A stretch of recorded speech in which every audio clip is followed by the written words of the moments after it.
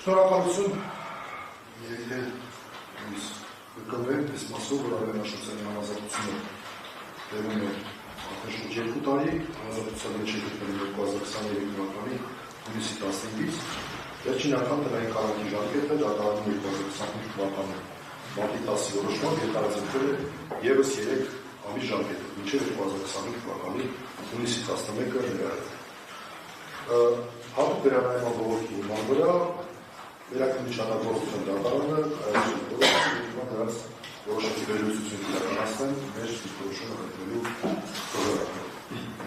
Վերաքննիչ դատարանի որոշման ուսումնասիրությունը բացահայտում է մի շարք կարևոր ճյուղեր, որոնք պետք է հիմք ծառայեն խախտման միջոցը փոխելու հարցը քննարկելիս։ Առաջ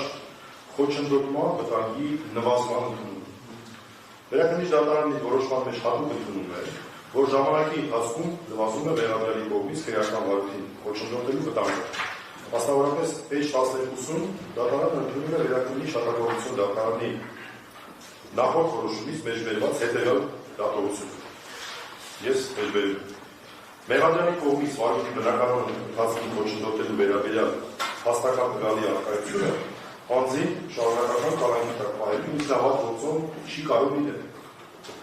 Դա կարող է ընդունելի լինել միայն այն դեպքում, երբ մեղադրյալի կողմից վարույթի բնականոն ընթացքին խոչընդոտելու վերաբերյալ հաստատական տվյալը ոչ միայն իր գոյության, այլև բովանդակությամբ լինի այնպիսին, որ արդարացնի անձի շարունակական կալանքի տակ պահելը, մեջբերման ապահովելը։ Այս սկզբունքը առաջին ակցիայի դատարանի կողմից խախտման միջոցը փոխելու համար առանցքային նշանակություն ունի, քանի որ մեղադրյալը զգալի ժամանակ գտնվում է անազատության մեջ եւ նախկինում արձանագրված ենթադրյալ չընդունված խոչընդոտման փաստը այլևս չի կարող նույն կշիռ ունենալ։ Դատարանի ուշադրությունը գալու է սահմանը։ Երկրորդ, ապացուցողական շեմի բարձրացման անհրաժեշտությունը։ Վերաքննիչ դատարանը 15-րդ էջերի որոշման հստակորեն արձանագրել է։ Վերաբերյալի կապակցությամբ վերաքննիչ դատարանը ասում է, որ յուրաքանչյուր անգամ տնային կալանքի ժամկետը երկարաձգելիս դատարանը պետք է աստիճանաբար բարձրացնի մեղադրյալի տնային կալանքի տակ պահելու անհրաժեշտությունը հիմնավորելու շեմը։ Մասնավորապես յուրաքանչյուր անգամ դատարանը արդեն պետք է հիմնավորված կերպով վաճառաբանի, թե կոնկրետ որ վկաների կամ մեղադրյալների արձագանքված չլինելու հանրապետական պայմանավորված է անձի շարունակական տնային կալանքի տակ պահել եւ այդ չհասակնված վկաները կամ մեղադրյալները կոնկրետ դեպքում ինչ դերակատարում ունեն մեղադրյալի հավանական պայմանավորվածի գնահատման տեսանկյունից, մեջբերման համար։ Այս դեպքը հստակ հիմք է առաջին ակցիայի դատարանի համար, եզրակացնելու, որ ներկայիս դատական քննության փուլում մեղադրյալի կողմից վարույթին խոչընդոտելու հիմքերը բացակայում են։ Դատախազությունը կարծում եմ չկարողացավ ներկայացնել կոնկրետ փաստեր եւ հանգամանքներ, որոնք հիմնավորում են մեղադրյալի կողմից վարույթին խոչընդոտելու շարունակական վտանգը, քանի որ դրանք ուղղակի չկան։ Ուստի առաջարկվող այլընտրանքային խախտման միջոցների կիրառումը ամբողջապես արտարացված է լինելու ես վերջում որոշմաններում կանդրադառնամ այլընտրանքային խախտման միջոցներին։ Պատկանշական է այն, որ մեղադրանքի կողմի դատակոչած եւ իբրև Արմենաշոցյանի մեղադրանքը հիմնավորող թվով 10 վկաներից 7 արդեն արձագանքվել են։ Դատարանի ուշադրությունն է դարձնում, որ թիվը նշելիս չեմ վերցնում ամբողջական թիվը վկաների, այլ նրանք, ովքեր որպես մեղադրանքի կողմի դատակոչվել են, ի թիվս այլոց նաև Արմենաշոցյանի վերաբերյալ խոսում կա։ Եվ այսպես 10 վկաներից 7 արդեն արձագանքվել չեն, արձագանքվել միայն 3 վկա Գալին Աղրությունյան, Արմեն Իդրասյան եւ Ալեքսանդր Նովարեսյան։ Հիշյալ հանգամանքը իրականորեն վկայում է մեղադրյալի կողմից ոչ պատշաճ վարկագիծ դրսևորելու ռիսկի աստիճանական նվազման, հետևել բացառման մասին, դառնալով ծանրակշիռ գործոն մեղադրյալի հնարավոր վարկագծի գնահատման տեսանկյունից։ Երրորդ, շարունակական կալանքի հիմնավորման առավել բարձր շեմի անհրաժեշտություն։ Վերաքննիչ դատարանը հնում կատարելով վճռաբեկ դատարանի նախադեպային իրավունքին որոշման 14-րդ էջում նշում է։ Մեջբերում եմ, վճռաբեկ դատարանը անդրադառնալով շարունակական կալանքի համատեքստում անձի կալանքի տակ գտնվելու ժամանակահատվածին եւ բարույթի հնարավոր երկարատև ընթացք արձանագրելու հանգամանքին, գտնել է, որ թեև նշված հանգամանքները ինքնին չեն բացառում անձի հնարավոր ոչ պատշաճ վարկագծի վտանգները, սակայն բարձրացնում են նրա շարունակաբար կալանքի տակ պահելու անհրաժեշտությունը հիմնավորված համարելու շեմը, մեջբերման ապահովում։ Այս դիրքորոշումը ևս մեկ հիմք է առաջին ակցիայի դատարանի համար տնային կալանքը չերկարաձգելու համար։ Չորրորդ, կոնկրետության պահանջի։ Վերաքննիչ դատարանի որոշման 15-րդ էջում։ Մեջբերում։ Ինչ վերաբերում է դատարանի այն պատճառաբանությանը, որ նկատի ունենալով նկարագրված արարքներում Արմեն Աշոտյանի ենթադրյալ դերակատարումը նրա շահագրգռվածությունը, դատարանը ողջամտորեն ենթադրում է, որ մյուսների համեմատ մեղադրյալ Արմեն Աշոտյանը կարող է առավել շահագրգռված լինել գործի իր համար բարենպաստ ելքով եւ դրանով պայմանավորված է ապահովության գործընթացին ապօրինի միջամտելու հավանականությունը մեծ է, մեջբերման ավարտ, ապա վերաքննիչ դատարանը փաստում է, որ այդ դատողությունը վերաքննիչ դատարանի սույն որոշման շարադրված իրավական դիրքորոշումների լույսի ներքո չափազանց վերացական է եւ անորոշ գնահատողականության շրջանակը բավական լայն է, մեջբերման ավարտ։ Սա վկայում է, որ վերաքննիչ դատարանը ընդունում է, որ Արմեն Աշոտյանի գործի առավել շահագրգռված լինելու դատողությունները չպետք է լինեն վերացական եւ ընդհանուր բնույթ դատողություններ։ Կոնկրետ եւ հստակ հիմնավորումների բացակայության պարագայում պետք է անցում կատարել առավել մեր խափանման միջոցով։ Ըստ վերաքննիչ դատարանի որոշման մեր իրավական հիմնավորումներ։ Քրեական դատավարության օրենսգրքի համապատասխան հոդվածները։ Քրեական դատավարության օրենսգրքի 116-րդ հոդվածի 3-րդ մասը սահմանում է, որ խափանման միջոցի տեսակ մտնելիս հաշվի են առնվում մեղադրյալի օրինական վարքագիծ ապահովող եւ դրան խոչընդոտող բոլոր հնարավոր ակնավարտները։ Մեջբերման ավարտ։ Սույն գործով անհրաժեշտ է հաշվի առնել ոչ միայն խոչընդոտող ակնավարտները, պատվարժան դատարան, այլև օրինական վարքագիծ ապահովող ակնավարտները,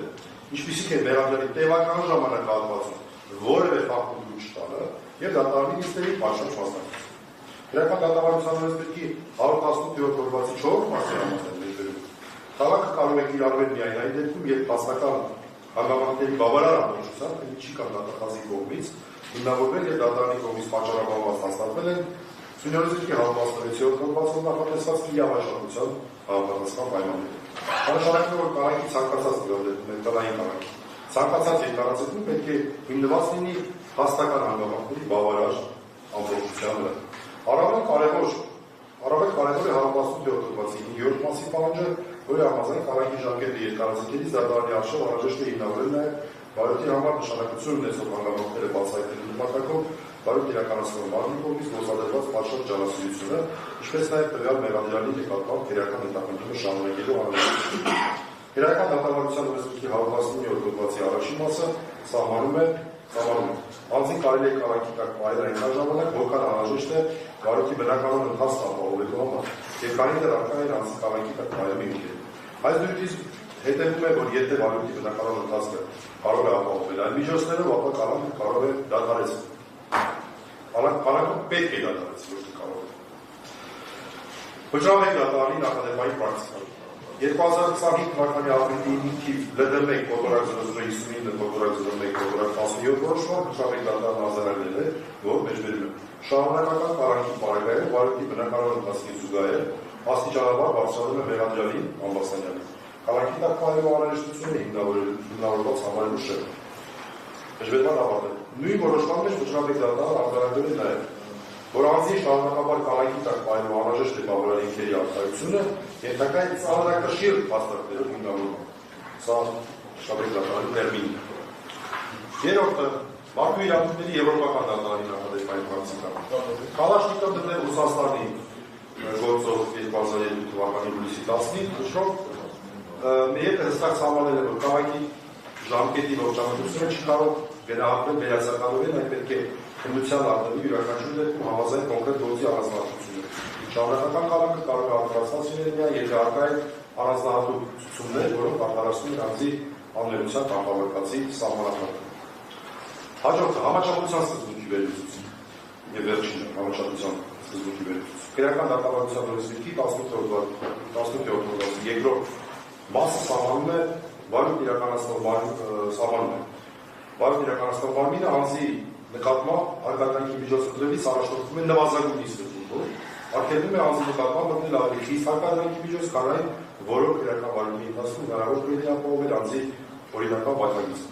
Համաչափության սկզբունքը պահանջում է, որ դատարանը գնահատի, թե արդյոք ավելի մեծ խափանման միջոցները կարող են ապահովել անձի օրինական վարքագիծը։ Մեղադրյալի տևական ժամանակահատվածում առանձնատվության մեջ գտնվել եւ բարոյթի ներկայիս փուլը պահանջում են մեր պատկերացման վերանայել խափման միջոցի համաչափությունը։ Հիմա վերջում այլընտրանքային խափման միջոցի առաջարկներ ներկայացնեմ, հիմք ընդունելով վերնշված իրավական վերլուծությունը, ինչպես նաև հաշվի առնելով քրեական